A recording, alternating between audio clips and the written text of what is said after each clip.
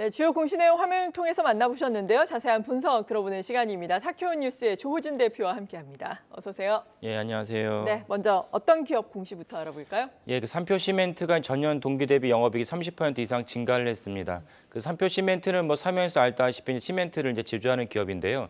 작년에 사실 많은 물가가 상승했는데 그 중에 하나 시멘트 가격도 상승했습니다. 시멘트는 원부자재라고 할 수 있는 유연탄이 많이 상승했는데 그 유연탄은 사실은 어쩔 수 없이 수입하는 거기 때문에 그 가치가 올라가기 때문에 상승할 수밖에 없습니다. 근데 예를 들면 라면이나 식료품 같은 경우도 밀가루가 올라가면 어쩔 수 없이 라면 가격이 올라가는데 근데 대부분 기업들이 원가 상승분만큼 그대로 그 시장에 내놓지는 않습니다. 거기에 조금 더 이렇게 올려서 시장에 내놓게 되고 그것은 그 해당 기업은 영업이익이 올라가는 효과를 거두게 됩니다. 그래서 삼표 시멘트도 이런 원부자재인 유연탄 등이 상승을 하면서 이것이 영업이익 증가로 이어지기도 했습니다. 물론 최종적인 소비자 입장에서는 가격 상승에 대한 그 부담을 갖다가 짊어져야 되지만 중간에 있는 기업 입장에서 이렇게 마진이 올라가는 것은 일반적인 현상입니다.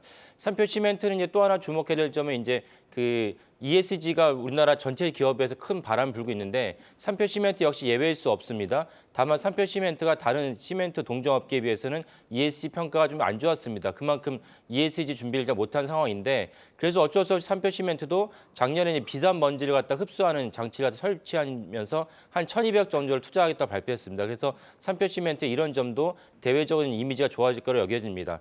삼표 시멘트는 재작년에 그 공사 현장에서 한 명이 사망하면서 그 중대재해처벌법으로 처벌받느냐 이런 논란이 있었고 그래서 그 논란이 나오자마자 주가가 급락한 적도 있습니다. 결국은 이런 많은 상황들은 ESG라는 하나의 어떤 지표나 흘러가는 상황이 아니고 주가에도 영향을 줄 수 있는 중요한 사안이고 그래서 삼표 시멘트 아까 말씀드린 대로 1,200억 정도의 적지 않은 금액을 투자를 해서 ESG를 갖다 준비하겠다 이렇게 보시면 되겠고요.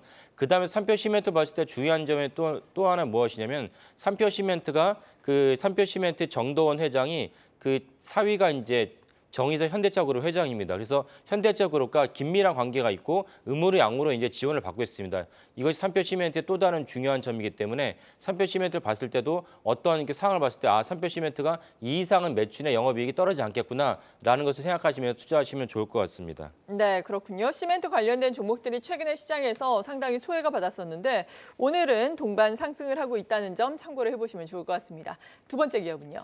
예, 미래에셋 증권에 대해서 그 미래에셋 그룹의 지주회사가 미래에셋 캐피탈입니다. 네. 많이 있진 않은데 미래에셋 캐피탈이 미래에셋 증권에 대한 지분을 추가로 매수했다고 어제 공시를 했습니다. 참고로 미래에셋 캐피탈이 미래에셋 증권에서 어떤 식으로 매수를 했는지 트렌드를 한번 살펴보시면요.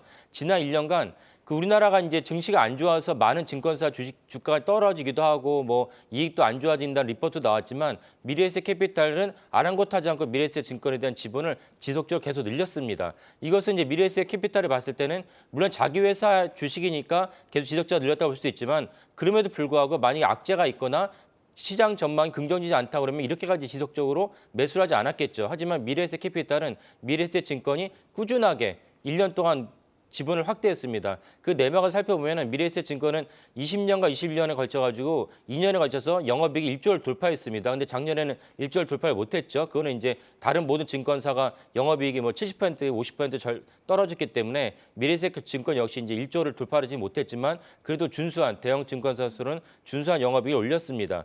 미래에셋 증권이 또 다른 주목할 점은 무엇이냐면 윤석열 정부가 그 금융산업의 선진화를 위해서 MSCI에 우리가 들어가기 위해서 필요한 조치가 무엇이냐 그래서 1차적으로 조치를 했던 것이 외환을 거래를 갖다가 새벽 2시까지 연장하는 방안을 발표했습니다.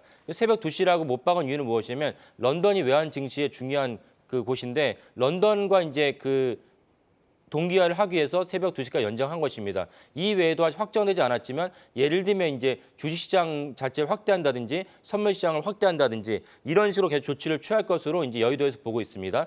여기에 다른 것 여러 가지 있는데 그런 이런 여러 가지 조치들이 결국은 증권사 입장에서는 주식 투자할 수 있는 시간이 늘어나면 그만큼 증권사 입장에서는 우호적인 환경이 조성됩니다. 그러니까 미래에셋증권뿐만 아니라 많은 증권사를 바라보는 시각도 여기에 동일합니다. 그래서 미래에셋증권 우리나라 4대 증권사 안에 들어가고 자기 자본만 기준으로 하면 1위 증권사입니다. 그래서 이런 많은 정책적인 혜택을 미래에셋증권이 볼 것으로 여겨집니다. 또 하나 중요한 점은 무엇이냐면 부산의 가상 디지털 거래소를 이제 추진하고 있는데 여기에 약간 이제 그 설왕설래한 것은 무엇이냐면은 어느 정도의 이제 그 허용할 것이냐, 코인을 갖다가 거래할 것이냐, 뭐 많은 논란이 있겠지 하지만 결국 정부의 정책적 기조는 코인으로 해서 많은 사회적 부작용인데 이것을 아예 기존의 증권사를 통해서 양성화시키자는 것이 전체적인 기조입니다. 그래서 부산 가상 디지털 거래소가 어느 정도로 제품을 양산해 거래할 수 있는지는 논의를 치지만 어쨌건 이런 것도 미래에셋증권을 비롯한 4대 증권사에게는 호혜적인 정책이다. 이런 점에서 그리고 또 페드가 이제 그 긴축을 갖다 줄이면은